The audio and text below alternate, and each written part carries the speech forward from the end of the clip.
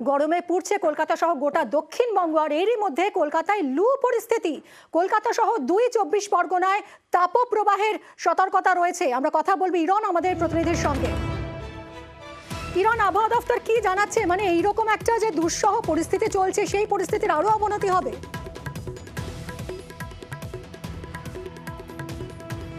একদমই। দেখো মিমি, যে ইতিমধ্যেই আমরা সবাই দেখতে পাচ্ছি প্রচন্ড অস্বস্তিকর একটা পরিস্থিতি তৈরি হয়েছে, একটা গুমোট ভাব।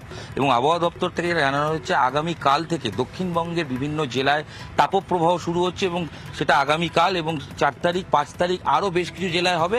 এবং কলকাতাতে 5 এবং 6 তারিখে কিন্তু শুধু কলকাতা নয়, কলকাতা, 2 উত্তর 24 পরগনা, সঙ্গে হাওড়া, হুগলি, এই জেলাগুলোতেও কিন্তু তাপপ্রবাহের সম্ভাবনা রয়েছে। এবং সহজ করে বলতে গেলে লু বইবে।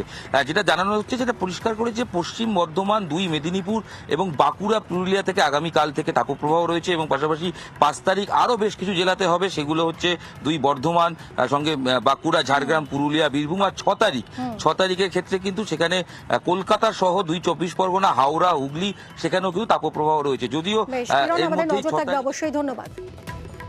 কাল থেকে তাপপ্রবাহ সবকটা জেলাতে নয়, বেশ কিছু জেলাতে, যেমন আপনার বলছি ইস্ট মেদিনীপুর, ওয়েস্ট বর্ধমান, বাঁকুড়া এবং পুরুলিয়া, মানে পশ্চিমের জেলাগুলো 6 ডেতে আরও বাড়লো। মেদিনীপুর মানে আমি কিন্তু 2টো মেদিনীপুর বলছি, বর্ধমান 2টো Bardhaman, Bankura, Purulia, Jhargram, Birbhum. More important is 2টো 24 পরগনা।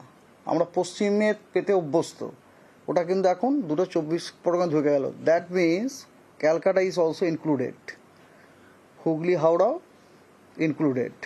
কলকাতাতেও তাপপ্রবাহর সম্ভাবনা আছে। সেটা কবে বললাম আপনাকে? 6 এপ্রিলে।